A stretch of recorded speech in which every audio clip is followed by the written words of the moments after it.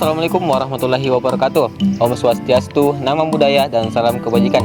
Hai teman-teman semua, perkenalkan kami dari mahasiswa Universitas Sulawesi Barat, program studi S1 Agribisnis. Perkenalkan, nama saya Isandi dan rekan saya Haikal. Baik, pada video kali ini kami akan membuat sebuah tugas, yaitu tugas mata kuliah Bahasa Indonesia, yang dimana tugas ini termasuk tugas akhir dari mata kuliah ini. Adapun topik yang akan kami bahas pada video kali ini yaitu Adapun topik yang akan bahas terkait dengan rendahnya sumber daya manusia dibanding provinsi-provinsi lain, yang dimana terletak pada posisi keempat terendah, yakni dengan jumlah persentase 66,36%. Nah, itu salah satu topik yang akan kami bahas pada video kami ini. Mengapa kami tertarik mengangkat video ini? Karena terkait dengan sumber daya manusia yang ada di Provinsi Sulawesi Barat itu sangat minim, terkait dengan ketenagaan kerjaan yang kurang, pendidikan, dan lain sebagainya, termasuk juga kesehatan. Nah, itulah mengapa kami tertarik mengangkat topik pada video kali ini. Assalamualaikum warahmatullahi wabarakatuh. Waalaikumsalam warahmatullahi wabarakatuh. Sini saya sudah bersama dengan Bapak Hamzah. Langsung saja, apa yang Bapak ketahui tentang sumber daya manusia di aspek pendidikan Sulawesi Barat? Baik, terima kasih. Yang saya ketahui tentang aspek pendidikan dalam hal ini adalah sumber daya manusia yang ada di Sulawesi Barat. Setahu saya baru membaca informasi bahwa kita berada di urutan keempat terendah, menunjukkan adanya kesenjangan pendidikan, bisa jadi disebabkan oleh fasilitas ataupun kurangnya sarana dan prasarana yang ada di dunia pendidikan, mungkin khususnya di sekolah. Setelah melihat Badan Pusat Statistik Sulawesi Barat berada di urutan keempat terendah dibanding provinsi lain. Nah, bagaimana pendapat Bapak terkait itu? Sebenarnya cukup miris ya, sebagai suatu daerah yang sudah lama berdiri. Kalau tidak salah, Sulawesi Barat itu terbentuk sejak 2004. Kita berada di urutan keempat. Memang sangat perlu mendapat perhatian dari pemerintah, khususnya dalam dunia pendidikan, untuk menggenjot agar kualitas sumber daya manusia ini bisa lebih meningkat lagi. Menurut Bapak, apa saja yang menjadi penyebab dari rendahnya sumber daya manusia di Sulawesi Barat ini? Baik, mungkin kira-kira yang menjadi penyebabnya beberapa diantaranya seperti yang saya sebutkan tadi, ada kesenjangan pendidikan di daerah pedesaan mungkin dengan perkotaan, di mana di perkotaan itu fasilitas pendidikannya itu sudah cukup memadai, sementara di pedesaan mungkin akses pendidikannya masih kurang, misalnya akses internet, listrik, dan sebagainya. Kemudian dalam hal menyerap lapangan kerja lulusan dari sekolah mungkin itu masih kurang karena tidak tersedianya balai-balai latihan kerja yang dimana alumni dari sekolah itu bisa langsung diserap di dunia kerja. Selanjutnya, apa saja faktor-faktor yang mempengaruhi rendahnya sumber daya manusia di Sulawesi Barat ini?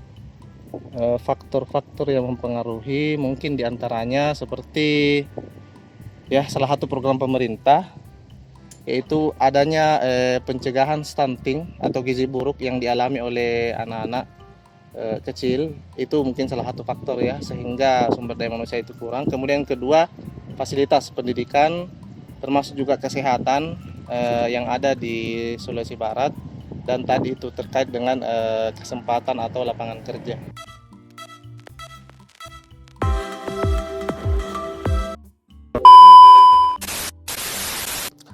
Menurut Bapak, kebijakan apa saja yang sebaiknya pemerintah Provinsi Sulawesi Barat untuk meningkatkan kualitas sumber daya manusia? Menurut saya alangkah baiknya untuk pemerintah itu membuka mungkin kesempatan kepada alumni pendidikan, misalnya alumni SMA atau SMK, berupa balai latihan kerja, sehingga kesempatan mereka untuk mendapatkan lapangan pekerjaan itu lebih bagus. Kemudian setahu saya ada program dari pemerintah nasional, yaitu untuk diadakan makan bergizi gratis. Bagaimana pemerintah Sulawesi Barat bisa memaksimalkan hal tersebut karena akan sangat membantu kualitas sumber daya manusia, khususnya bagi anak sekolah. Baik. Selanjutnya pertanyaan terakhir saya, bagaimana solusi Bapak untuk meningkatkan sumber daya manusia di Provinsi Sulawesi Barat ini? Solusi dari saya ya tentunya antara dunia pendidikan khususnya di sekolah, semisal dinas pendidikan itu ada kerjasama dengan mungkin pihak-pihak lain sehingga kualitas pendidikan yang ada di sekolah bisa lebih maksimal, misalnya bekerja sama dengan tempat pelatihan kerja ataupun memasukkan ke sekolah profesi-profesi yang sudah ahli sehingga anak-anak di sekolah itu bisa diajari tentang bagaimana ketika mereka sudah keluar dari sekolah dan mereka bisa mengabdi ataupun bekerja di masyarakat. Baik, terima kasih atas waktu dan kesempatannya. Sama-sama. Itu saja dari saya, kurang lebihnya mohon dimaafkan. Wabillahi taufiq wal hidayah. Assalamualaikum warahmatullahi wabarakatuh.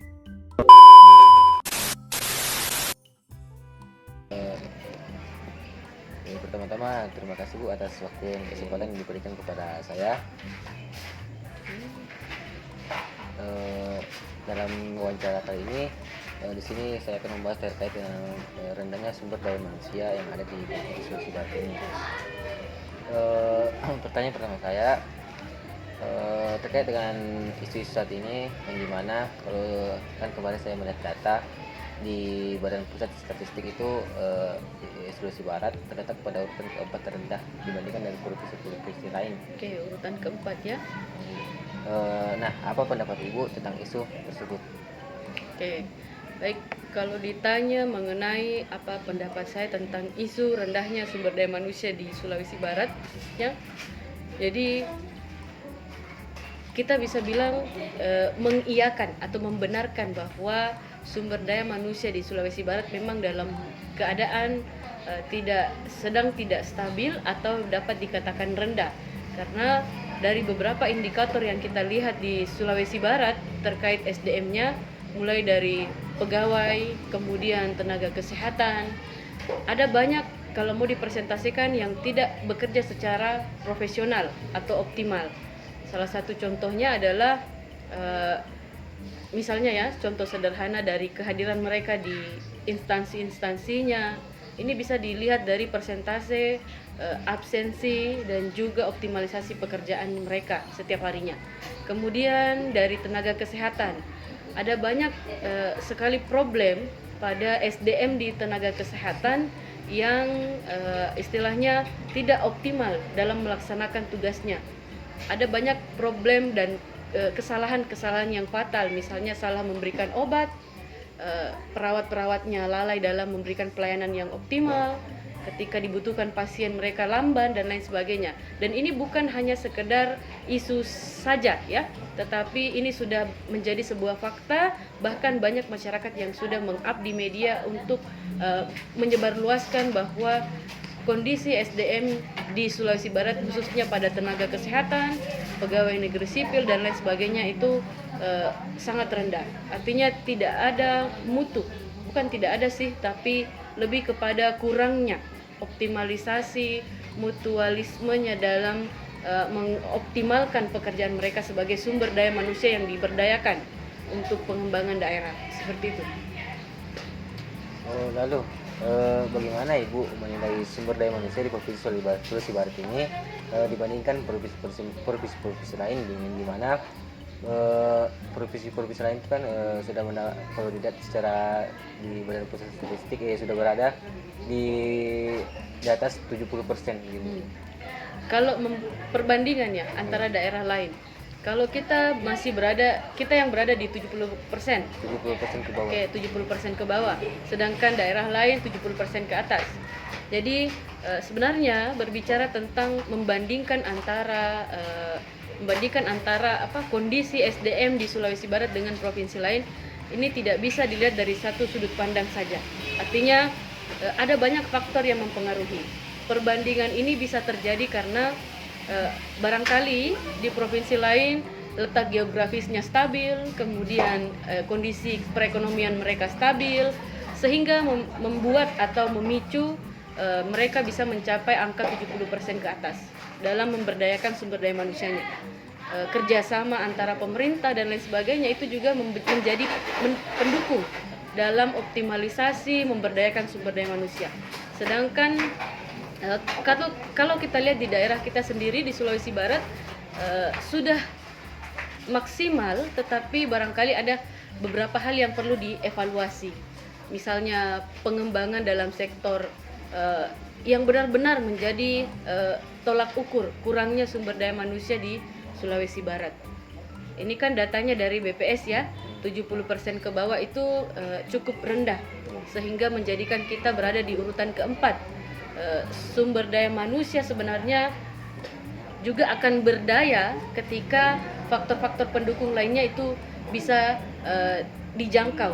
Artinya ada dukungan dari beberapa faktor lain, internal dan eksternal, sehingga sumber daya manusia bisa dioptimalkan, ya. Jadi letak geografis seperti keadaan di lingkungan sekitarnya apakah mendukung mereka berdaya, kemudian ekonomi bagaimana mereka diberikan upah dan lain sebagainya apakah sudah sesuai, itu juga akan mempengaruhi bagaimana mereka memberdayakan dirinya supaya menjadi SDM yang berkualitas, ya. Seperti itu. Kemudian menurut Ibu, apakah ada kesenjangan antara pendidik di perkotaan dan di pedesaan? Pendidikan. Oke. Tentu saja ada. Jawabannya tentu saja ada. Kalau berbicara tentang kesenjangan, secara kasat mata pasti sudah bisa kita baca bahwa letak pendidikan di desa dan di kota itu tentu berbeda.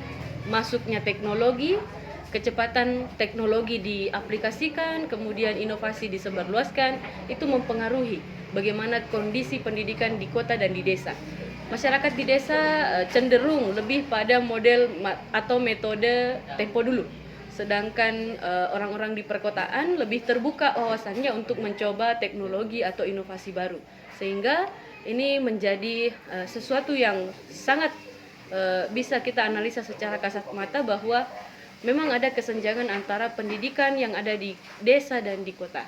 Dan kesenjangan itu pun juga bersumber dari sumber daya manusianya, ya.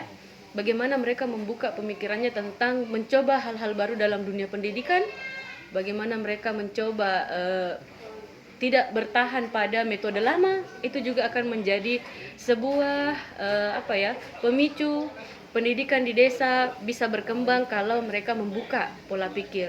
Kemudian mereka mau membuka wawasan dan menggunakan inovasi, ya.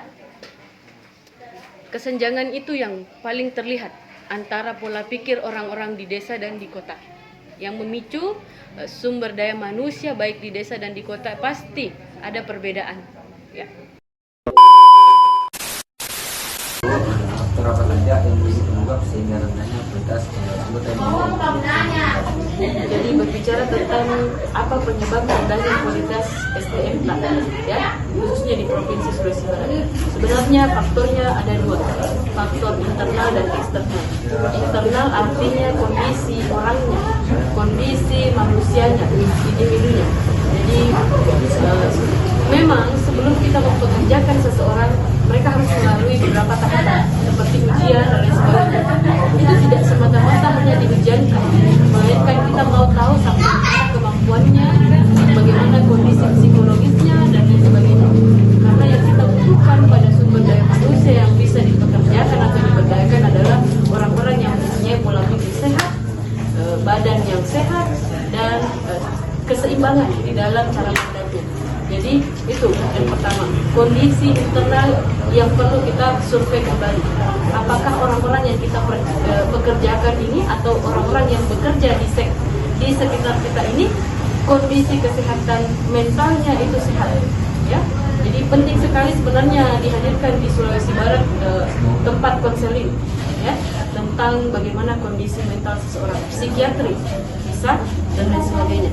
Sehingga orang-orang ketika menghadapi satu konflik masalah, mereka bisa langsung ke orang profesional atau orang yang berwenang memberikan mereka arahan. Sehingga ini tidak akan mempengaruhi profesionalitas mereka dalam bekerja. Kemudian dari faktor luar, faktor eksternal, bagaimana kondisi lingkungannya, kemudian apakah lingkungan yang mendukung mereka berdaya sebagai sumber daya manusia, kemudian bagaimana di lingkup kerjanya, apakah di lingkup kerjanya mereka tidak diberikan ruang, itu juga bisa menjadi faktor. sumber daya manusia tidak optimal di dalam memberdayakan dirinya, ya. Jadi faktor internal dan eksternal yang perlu pemerintah perhatikan untuk mengeluarkan, ya, untuk membawa kita keluar dari angka urutan keempat. Artinya kalau bisa kita bisa menjadi daerah yang mencapai 70% ke atas dalam pemberdayaan sumber daya manusia. Jadi itu yang perlu diperhatikan oleh pemerintah. Faktor internal dan eksternalnya, sumber daya manusia, bagaimana kesehatan mentalnya, bagaimana kondisi di lingkungan sekitarnya, apakah perekonomian mereka stabil. Karena kalau yang dinamakan sumber daya manusia, kalau ekonominya tidak stabil pasti akan menimbulkan banyak hal-hal negatif, ya. Jadi ini bukan hanya konsep saya saja, tetapi ini fakta di lapangan bahwa orang yang dengan kondisi ekonomi yang baik, kemudian kondisi lingkungan yang sehat, mereka akan bekerja sebagaimana mestinya. Artinya bekerja dengan pikiran yang sehat, badan yang sehat, dan lain-lain. Sebenarnya lebih banyak program harus dijadikan oleh pemprov untuk meningkatkan kualitas sumber daya manusia di Jadi berbicara tentang program, ya, saya rasa kita dari akademis paham sekali bahwa program sebenarnya sudah pemerintah lakukan, pemerintah buat, tetapi barangkali dalam pelaksanaannya yang tidak optimal, ya. Jadi kita hanya akan melanjutkan atau mengoptimalkan program yang sudah ada. Kalaupun ada program yang baru yang mereka harus rencanakan, barangkali yang dikombin dengan kehadiran teknologi, ya, pendidikan tentang teknologi, mana ini akan memudahkan pekerjaan sumber daya manusia. Jadi tidak ada lagi sumber daya manusia yang gaptek atau gagap teknologi. Kalau mereka sudah up to date terhadap teknologi, pasti mereka akan optimal di dalam bekerja, ya.